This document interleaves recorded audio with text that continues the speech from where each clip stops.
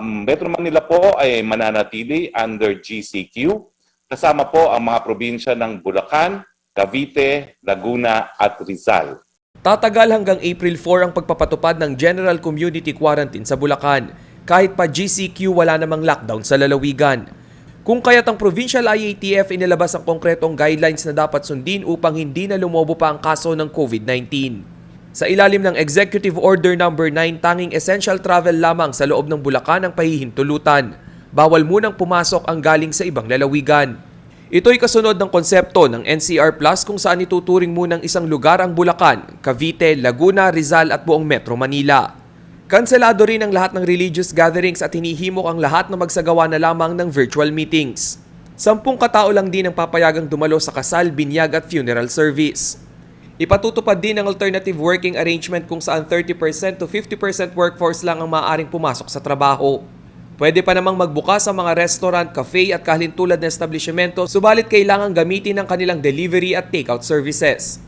Posible ang outdoor dining basta't 2 katao lamang ang gagamit sa isang dining table kung saan idinisenyo itong may harang. Suspendido na rin ang operasyon ng mga driving school, traditional cinemas, arcades, libraries, museums, cultural centers at maging ang mga sabungan. Strikto rin ang implementasyon ng 10 p.m. to 5 a.m. curfew. Exempted naman dito ang mga nagtatrabaho, cargo vehicles at public transportation.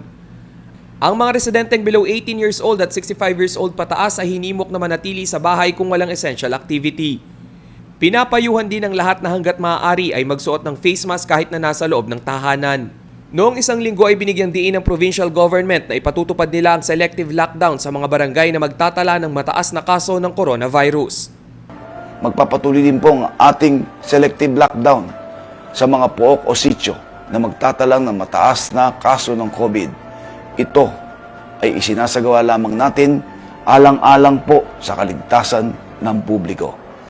Sa buong gitnang Luzon, Bulacan ang may pinakamaraming kumpirmadong kaso ng COVID-19 na umabot na sa 14,018. 1,359 sa bilang ay active cases. Riniel Pawid, CLTV News.